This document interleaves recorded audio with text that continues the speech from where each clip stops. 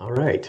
Well, again, good morning, and thank you all who have joined and tuned in for our cybersecurity considerations for 2023. This will be a panelist discussion along with some presentation topics, talking about a very important concern that all of us have, cybersecurity and being able to defend our company from different attacks that are leveraged on us. This is kind of a follow-up from our movie event. Some of you may have attended in December the Avatar 2 pre-screening event that we had. We talked about cybersecurity insurance. We talked about this changing landscape of cybersecurity that faces us today, and defensive and protective controls that we have to have in place to better protect our organizations. And so with changes that are going on inside of the IT landscape today, various complexities that are being introduced, new threats that seem to emerge every single year. We want to talk about some important considerations for 2023 and how you can mitigate those risks in your own businesses. As we start out cybersecurity considerations for 2023, I bring up a cybersecurity framework. This is version or revision 1 of the 800.171 cybersecurity framework, introduced by the White House in 2014. Revision 1 came out in 2018. In 2020, revision 2 was released. It contains 5 pillars, 23 different subcategories, and hundreds of subcategories. In 2021, 800.172 was released, with the goal of protecting controlled, unclassified information. And the CMMC version 2.0 was also announced in 2021. New revisions to this framework are already undergoing a request for comment today.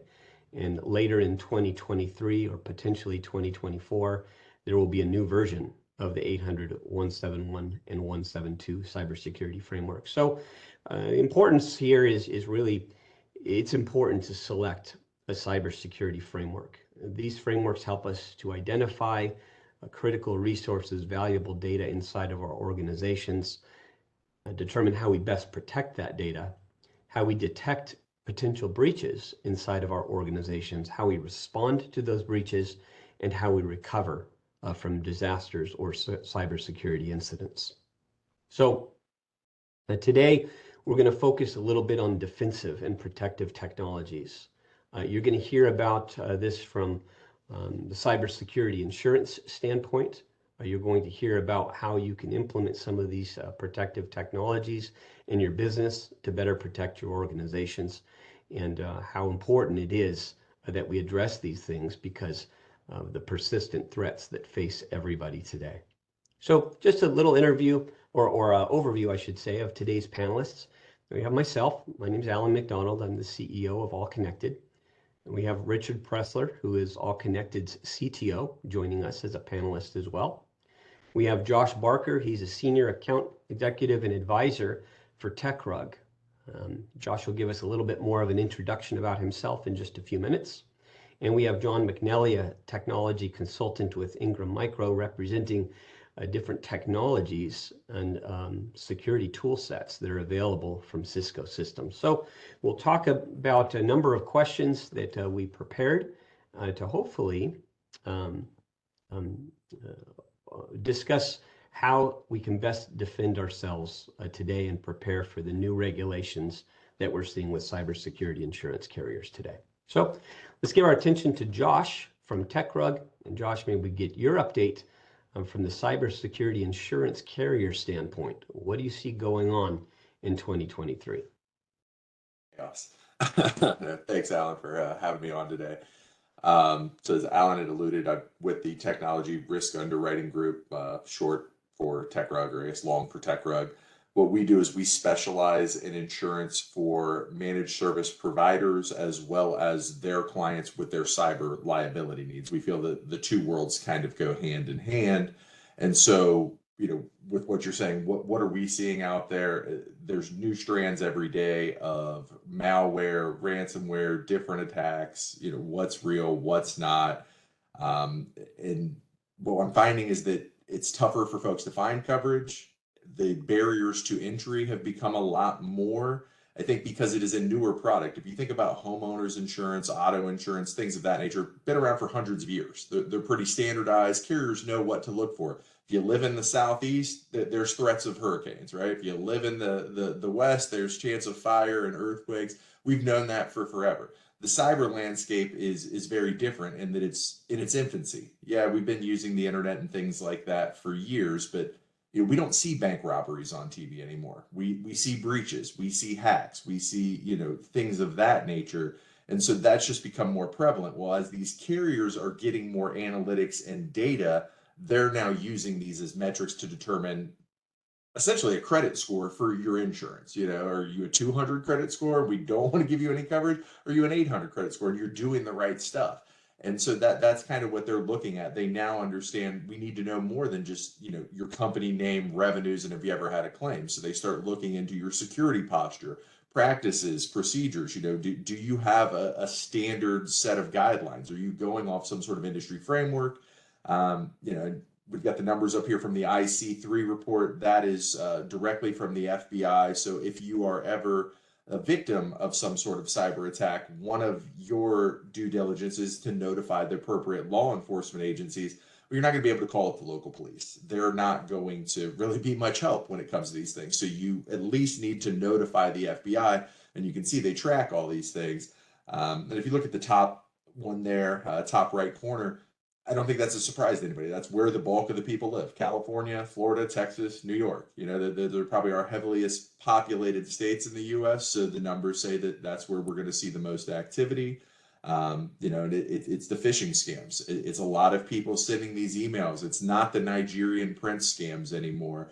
It's evolved into something that looks like maybe it's the CFO of your company. It's your boss, and they're asking for Amazon gift cards. They're very slick, they're very sophisticated, and so that's where people are falling for these. The numbers don't lie. They're happening every couple of minutes. Someone's getting hit, and how do we prevent those things? That's where we rely on technology and the infrastructure and solutions of a strong security stack, a strong posture. And then we can't account for everything, so that's why we buy insurance on the back end. All right, great. Thanks, Josh. Appreciate that overview. As we've seen cybersecurity insurance applications evolve over the years, used to go from just a few questions to dozens and dozens of questions that are on those applications.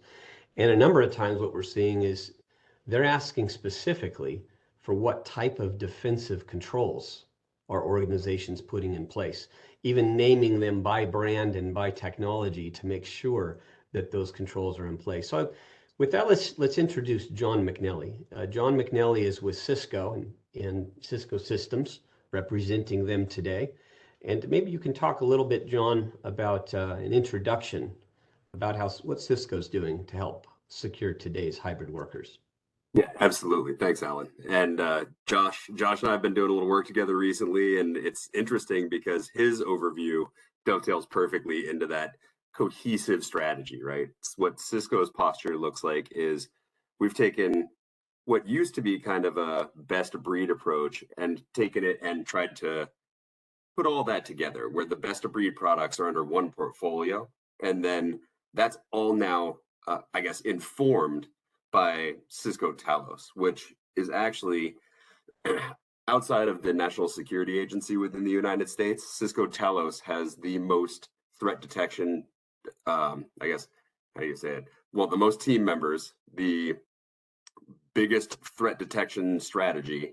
They look at the most threat vectors and try to understand exactly how to take those individual pieces of information and then feed them back into the overarching Cisco portfolio of security products. So when you leverage Duo or Umbrella or Meraki or MX with SD-WAN, all of that intel goes directly back into the products. What's been really interesting recently is that Cisco's even broadened that umbrella to work with some other security vendors so that it's other than the government, it's the most comprehensive overview of what you can get from a who's attacking, why are they attacking, where are they attacking. And I think what you're going to hear today really kind of goes into the strategy around, it used to be that there was specific targeted attacks. Now that's changing a little bit, right? It's a little bit more of a shotgun approach, and that's a different way to defend yourself than it used to be. So the threat profile that your company has and the risk profile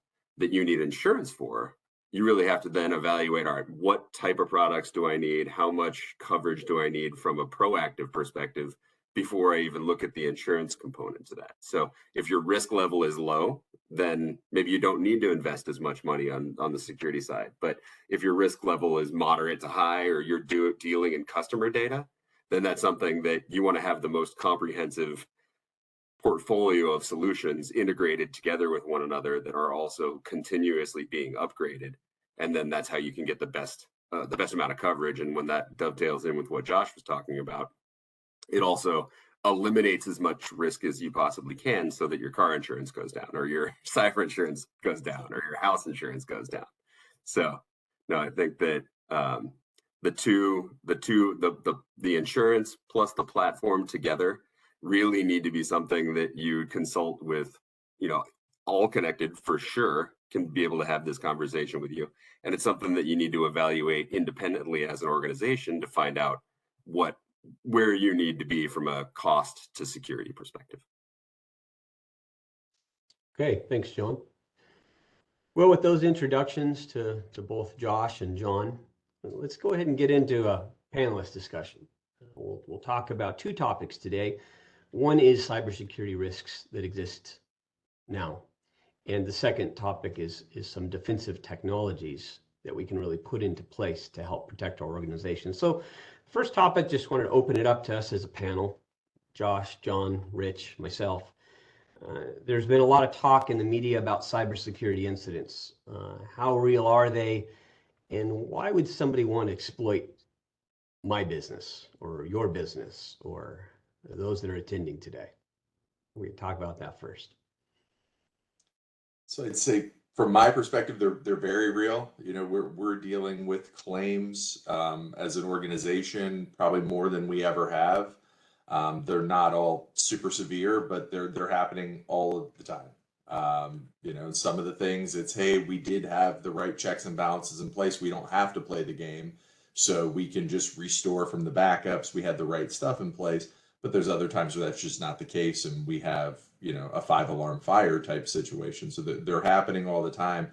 I think what makes it difficult is that we've all kind of become numb to it. We see them all the time, and so folks either think they're media's, fear mongering and hyping stuff up sometimes, or they just think that I'm not going to be the one hit. I'm not Target, Equifax, Home Depot. But the reality is that small to mid-size are the businesses that are hit way more frequently, and they're a lot less likely to survive after an impact, especially if they don't have the right stuff in place. They'll be out of business in 6 months, I think, is the average for somebody like that. Yeah, I would totally agree with that. I mean, I think one of the things that we've seen in this, two parts seem obvious, and the third part's not as obvious. But so data, there's just so much more data available now. It's, it used to be, if you were a small firm, you weren't necessarily collecting a ton of data from your customers, but now every interaction with a customer provides a ton of data that has a threat profile to it. And then when you combine that with what Josh was just referencing around risk and vulnerability, that's how you have to kind of decide, what do I need to do to protect myself? The third component of that is that there's just it's difficult to determine. Nobody has enough security until they don't have enough security. So the reality is, it's really hard to make a business decision without some consultation around, what do I need up to the point where I don't need it anymore. So I think that vulnerability and that intersection is difficult to find sometimes. So you need to collaborate with companies to figure out how to do that. Thanks. Absolutely. Thanks, And I don't think, by the way, I just want to mention for the audience that's joining in here, if you have questions, you want to end up presenting some other situation or concern to the panelists here, feel free to use the chat box. You just type it into everybody and fire it off there. So if any of the topics that are of particular interest to you, yeah, please feel free to chime in as an audience. Go ahead, Josh. I was just gonna say, I don't necessarily, I mean, there's certain industries, certain businesses that are obviously targets because of the nature of what it is that they have. But, we're saying, why would somebody want to exploit me or target me? Obviously, it's the financial benefit that they can get from that. But I think a lot of this stuff is buckshot. My experience has been, unless it's a targeted attack, they're just throwing out 1,000,000 emails, 1,000 emails, whatever. And if someone takes the bait, then we're in. If you think about somebody who's breaking into houses. If I go by one door and it's locked, okay, maybe I'll go on to the next one. Or this one has a deadbolt, I can't get through it. Same thing here. So the easier targets aren't necessarily targets. They just present themselves as more vulnerable, so they're easy to pick at. And that's who ends up becoming the victim. It's not necessarily that this pizza shop was operating or had higher value clientele than the other one across the street. It's just you didn't have the security posture, so it was easier to get in your back door. And that's, I think, where this comes from. I'm not seeing as much targeted attacks. Obviously, those things go on for geopolitical reasons and things of that nature. But the day-to-day stuff that we're seeing, it seems to be just random and, who takes the bait kind of thing. And to John's point about there being data everywhere, we're running into more and more environments where the data is spread across the internet in various SaaS applications. And SaaS applications are interesting because they are high value targets as an application to the attacker. And what many people don't realize about SaaS applications is that even though security controls might be available in the application, it's really up to the end user to choose to turn them on. So your ERP application online might have MFA, but if you disable MFA and don't turn it on for all the users, then you become the target on that platform simply because they stumbled across an account on the platform that didn't have MFA. And that's a much easier account to get into than one that does. Yeah, Richard, that's and great. stumbling, I like that you mentioned stumbling, Rich, because, how does it really work? Well, they, they're constantly sending out, attacks, and those attacks appear as perhaps green lights on a dashboard, and it gives their team something to work on. So the reality is you might not be special. You just happen to have a green light that went off, and now it's time for them to exploit you. So thanks a lot for the discussion on this, guys. We've got to move on to the next point. What's the value of data, and how has that changed? So, I mean, I think that it varies from industry to industry because there are different regulatory bodies out there. So if you're medical, if you're financial, obviously what the rules are. If you're not following, you're not compliant with those types of things, exposing that data is going to be more, I guess, costly to you than someone else, right? Because it's not just you have the consumer that's upset with you, but now you have this federal body coming after you saying, you knew we couldn't do this. You knew you shouldn't have this.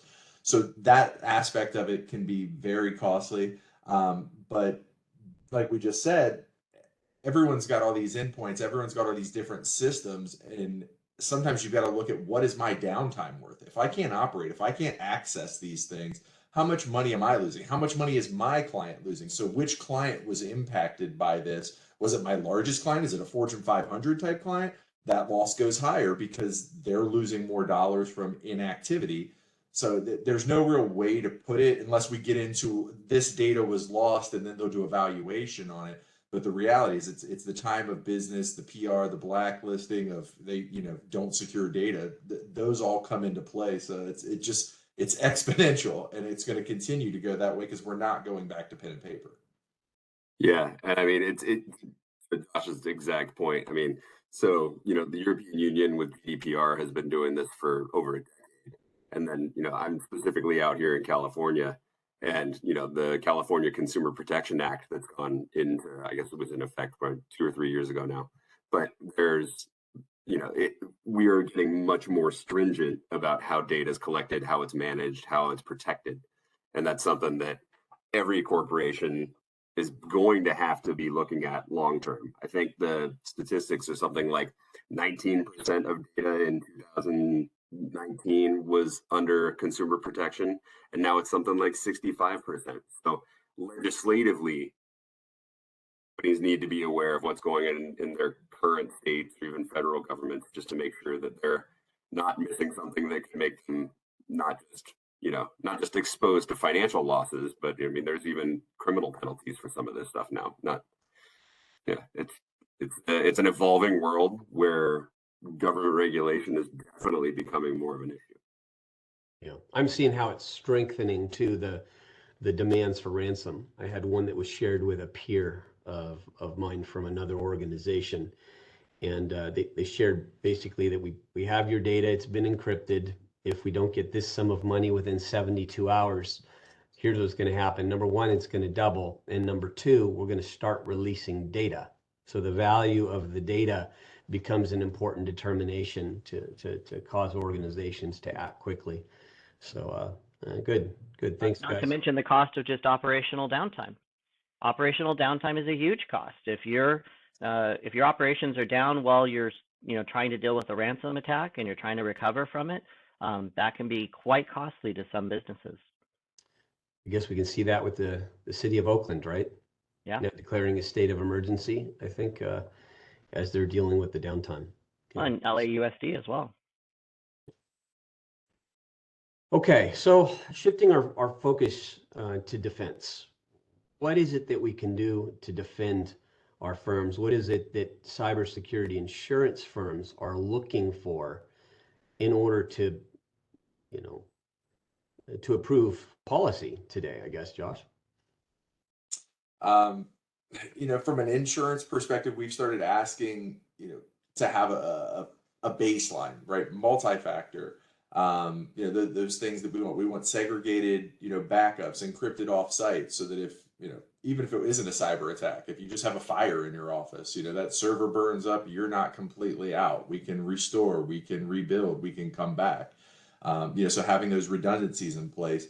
But I think a lot of it comes down to the human factor. The machines are great, but if we change configurations for convenience, I don't want MFA, I don't want this text message, I don't want this extra layer of security because it makes my web browser run slower, whatever the case may be, that's always going to be a problem. And then I think we just don't do enough in terms of training and understanding what's really out there.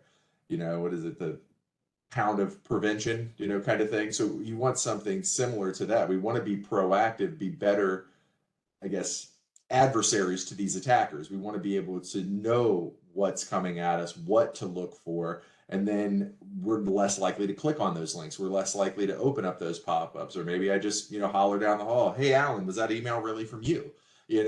Just little things like that can go a long way without getting into the whole, security stack and all the solutions that, you guys are offering. Sometimes it just starts with the man in the mirror, right? That's, I think, an element that is often overlooked. We can implement all these solutions, but let's make the consumer, let's make the individual more better equipped to withstand this stuff. Thanks, Josh. Yeah, no, I completely agree with everything that Josh just mentioned. I think that, it's availability, ease of use. How do we make sure that employees are still effective?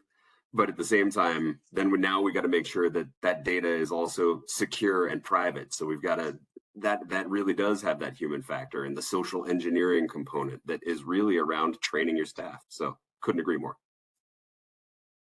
Absolutely. Yeah, absolutely. It's all about training. Security awareness training is baked into some of our most basic packages now, just because the human factor is such an important consideration. If we can keep people from clicking on that first phishing email, or keep them from pursuing, that train of social engineering that the attacker is attempting, then that is a better defense than almost any other any other product or piece of software that I can put in place. Great. So let's focus on how we implement some of these changes. Shift to that question now. How do I implement protective defensive technologies? What are some steps organizations need to think about? Yeah, I mean, so if I jump in just kind of with my Cisco hat on, but more my security hat than anything, I think that a comprehensive view of what your security risk profile looks like is what you need to start with. So as I mentioned earlier, it's always too much insurance until it's not enough insurance. So a security assessment, a way to kind of understand, working with your team, what does our risk profile look like? What does our attack surface look like? Is it cloud? Is it all on-prem? Like what applications are critical is something that it's unique to every business. So that's one of the things that's the most challenging about security, right? Everybody needs a phone, but not everybody needs exactly the same phone. So you have to have a conversation internally, and even it's a bidirectional conversation with your end users, because if you're just selling lumber, maybe there's not a lot of risk, and there's not a lot of end users that are willing to pay a premium to make sure that their information is protected if they're just buying 2x4s. But that changes radically if you're dealing in financial details. So I think that having a comprehensive view of what your risk profile looks like, absolutely through a risk assessment that a qualified company provides, that AllConnected can do, that's something that really does kind of drive what you need to invest in from a security software perspective. And then that also is then driven by Josh and Josh's discussion around, then you have to evaluate, what do I need to prove to the insurance company and make sure that they feel like I'm a good threat profile. So there's a lot of things to think about, and I think that being consultative within an organization is critical for security. For sure. It's sometimes just having a standard, like understanding where these things are coming from. Look at something like NIST, CIS, ISO, COBIT. They're out there. We don't have a federal standard. Every state has something different. But as long as we're referring back to an industry recognized cybersecurity practice, baseline here, that gives us a good start. And then, like John said, I love the idea of, here's where you're at today. Here's what the form says you want to get to, and then how do we make the jog over to the other side? Or does every industry need to be here, or are there additional things that they need to have above and beyond just the baseline? And so it is really a consultative process to find the right fit, to find the right solutions, and how do these things all then play together? That's where you guys come in. And I think how does product A communicate, interact with product B? They're both great solutions, but this brand doesn't like that brand. And how do we merge those two so that the end client isn't just pulling their hair out saying, I need 5 different logins just to access a client file, and piece it together? That's never going to work either. So it's that synergy of all things considered. Yeah, and I think it's important to not get stuck in not get paralyzed by the overwhelming amount of controls that are available out there. I have done complete CSAT surveys for water districts and whatnot, and we have spent days and days locked up in workshops to go through the entire NIST 800-171. But I like what CMMC did. That's the federal standard being imposed on contractors and suppliers who are supplying, equipment and things. They basically have some CUI from the government, and so they cherry picked. For example, for CMMC level 1, I think they cherry picked like 17 NIST controls. And then for CMMC level 2, they picked out 110 NIST controls. So there is ways to start down this path, implementing things that are going to make every organization more secure. You've heard us talk about MFA, for example. Nearly every product on the market now supports MFA, but people don't always turn it on because it's inconvenient. So starting somewhere, getting things going, I think is an important step as well. Thanks, Rich. Let's move on to the next question. How do I pick the best technology partner to put these programs in place? And, I don't necessarily want it to be biased, right? But Josh, you guys deal with, as a cybersecurity insurance company that works with MSPs, I know you can't select just any MSPs to work with necessarily. Yeah, what is it you guys look for? I mean, AllConnected, obviously, we've worked with you for years, and you guys have always been fantastic when it comes to, it's more, what do we need to do the right things? It's not necessarily about what's the cheapest I can get. And that's not to say, all businesses have a budget, but in my experience, other than having a client fill out an application and show me what they're doing, there's no way to tell. If I just go out and look at Yelp reviews, look on Google, there's not really a way to differentiate, the one-man operation versus, a legitimate enterprise-sized company. And that's with us, the devil's in the details. Someone will, hey, can I get a quote? What am I going to pay? And I'm like, there's so many factors here. I have no clue, right? We've got to understand that. So the same thing, I think that the consumer needs to understand what their needs are in some aspects, and then find somebody that's capable and able to do those types of things. If you have no medical clients, you probably don't want to work with an MSP that doesn't, if you're a medical practice and they have no medical clients, it's probably not going to be a good fit. You don't want them learning on your dime, so to speak. Or if you find somebody that, hey, they focus on small to mid-sized businesses or accounting firms or whatever, that's going to be a better fit potentially for you, but they're not all created equal. So I think you've got to vet these people out and just ask them some questions, have a stack of things that you want answered, see how they respond.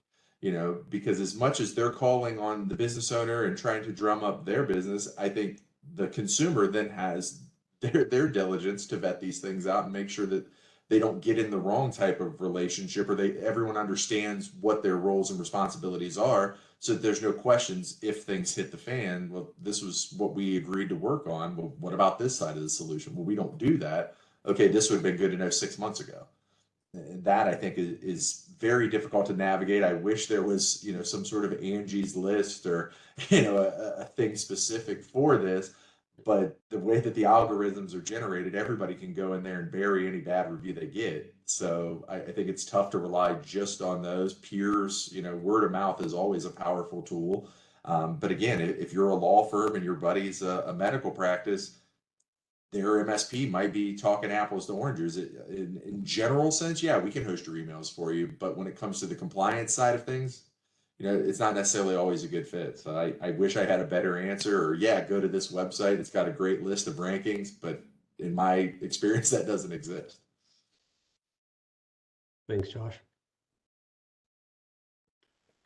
Yeah, I would volunteer another criteria too is really when it comes to the relationship with the partner is who's managing the relationship. What we have seen is that a lot of the contracts for managed cybersecurity services or managed IT services are managed by sales team rather than being managed by the technical team or a technical account manager who really can take the framework that we're seeing on the slide here and validate controls. Is multi-factor authentication in place across 100% of the corporate owned devices, or is it not?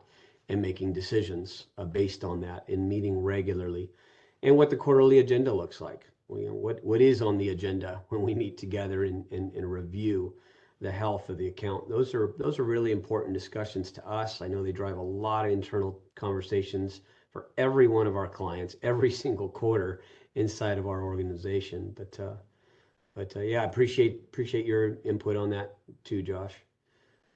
Let's move to the next question, guys. We gotta move on. Roadblocks. Let's talk about some roadblocks to implementing some of these defenses. Experts talk about we gotta take a layered approach to security. You gotta have multiple layers in there, and they've got to interact together. What are some of the roadblocks to getting this put in place? Yeah, I mean, I can take some of that. I think that one of the issues that we look at regularly is it's about productivity, right? I think no IT organization wants to implement a technology that's going to hinder employees' productivity, right? Or even if they don't do it intentionally, there's still a challenge of knowing that there's going to be pushback from folks, and people try to skirt the systems as much as they can in any way that's kind of keeping them from doing their job. And I think part of what can get you around that is taking that layered approach that you just mentioned, Alan, and creating a technology stack from a security perspective that's tightly integrated, where you've got SSO, you've got MFA, you've got DNS services, you've got everything that you need bundled all together, so that individual knowledge workers aren't being hindered by the process. And I think that one of the things that both AllConnected and Cisco do really well is that they leverage putting those technologies together. They've purchased best of breed technology companies and kind of merged those all together. And now through Talos as kind of that overarching threat detection system, that all then gets fed into all the same systems. So everybody's speaking the same language from the top all the way to the bottom. And then depending on how many layers of technology security that you need, that's how deep that stack becomes. So it's still all tightly integrated, whether, again, it's kind of MFA at the minimum. I think that we would all agree that if you're not doing MFA, you're probably doing something wrong. But between, all the way from just simple MFA all the way through a full comprehensive enterprise stack, that cohesive layered technology approach is critical. Yeah. And I find that roadblocks often come up, like John said, it's because we're impeding productivity with security tools. That's always the challenge. There's always going to be some friction when that occurs. So we're attempting to tackle it in a couple of different ways with our AllConnected services. One of them is that security awareness training. We're hoping to get end users to be our advocates. We're hoping to get them to actually want to have better security, and password management comes into that, and using MFA and all those things. We encourage end users to do those things for their own personal accounts, their own, Amazon accounts and things like that, because it increases overall security. So we hope that we can get users to be our advocates. And then on the other side of it, there are things that are exceptional. Like, for example, with DNS security, it's not hard to filter out malicious sites using the Talos backend information feed. And most of the time, filtering out malicious sites doesn't really interfere with anybody. Most people aren't trying to go to malicious sites. Things like phishing controls by rewriting links inside of emails, things like removing potentially malicious attachments from emails. Those things are all, things that can be done with relatively little user impact, but can make a big difference in the overall security posture of the organization. I love the comments about working together with every employee, because we do find that to be a roadblock. If the employees aren't in this together with the organization, there can be roadblocks to turning on MFA, roadblocks to turning on security awareness. We find it constantly. We'll move down a path to implement security controls and then get a backlash. So making sure that everybody understands the importance of security as an objective of the business is absolutely essential. Well, great. Really appreciate the discussion of these questions, Josh and John and Rich. I'm going to move on to the next slide, because we couldn't bake everything together in today's webinar, and so we're going to do a part 2 of this webinar in April of 2023, and really talk about more ways to increase cybersecurity awareness in the workplace, and further discuss how policy gets implemented inside of a workplace and regulatory compliance. We'll also discuss a little bit more about incident response planning and what happens after a potential breach. Something none of us hope that will ever happen to our businesses, but if it does, how do we become ready for it? So we look forward to that in April, and invite those of you who joined us today to join. Just a note here too, I did want to highlight some of the managed services that AllConnected offers.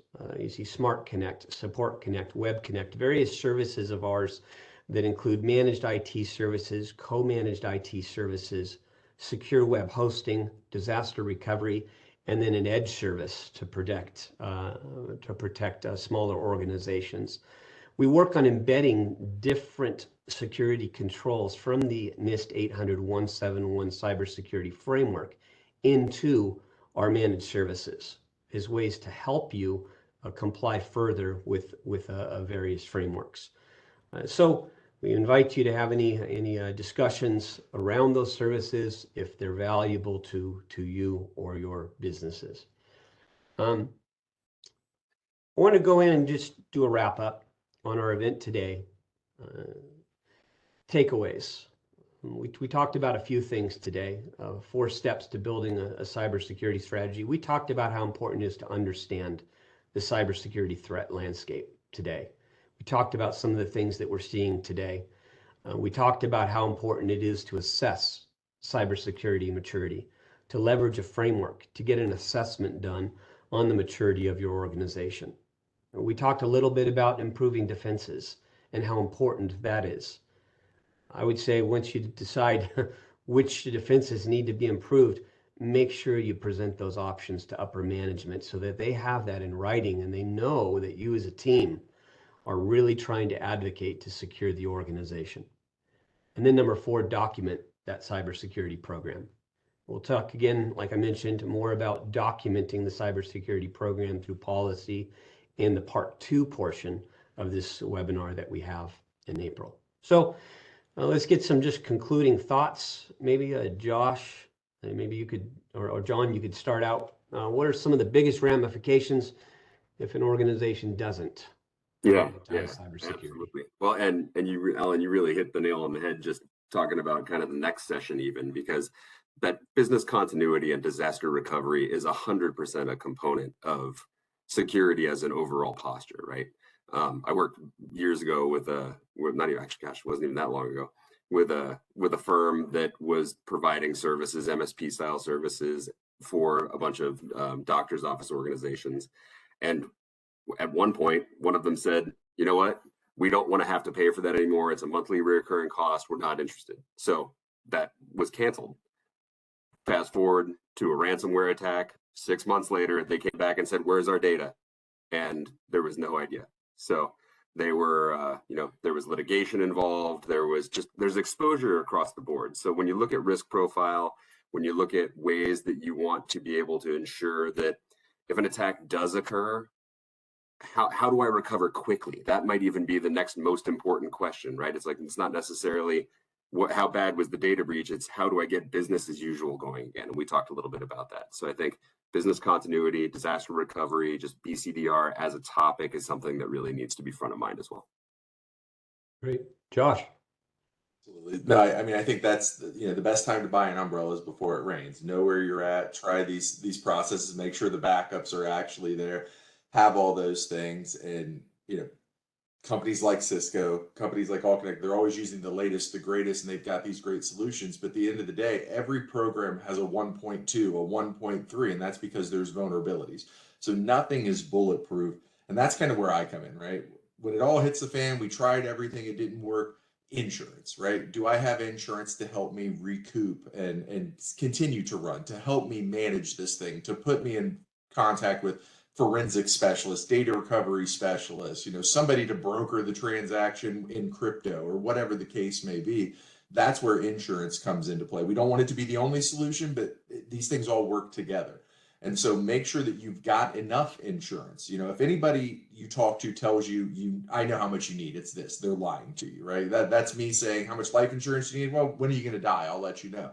We don't really know this. So we want to project on the what if, plan for worst case scenario, hope for the best, but know at the end of the day, I can rest my head on the pillow because I've got an insurance policy behind me that's comprehensive. It's tailored toward what we're doing. And I think that's where you want to just, again, a lot of times the right hand doesn't know what the left hand's doing. But if you can bring those two worlds together, we can find loopholes, we can find gaps, and then we can identify maybe some things you are overpaying on. And well, this program has this solution, so you don't need that. And we can maybe cut cost or find other price points where that money would be better used effectively. Everyone's got a budget, so let's make sure that we can be the most effective that we can with it. And at the end of the day, act now. Whatever you're afraid of and you think is the worst case scenario, it can happen. It may not be the downtime. It may not be that the insurance didn't pay for it.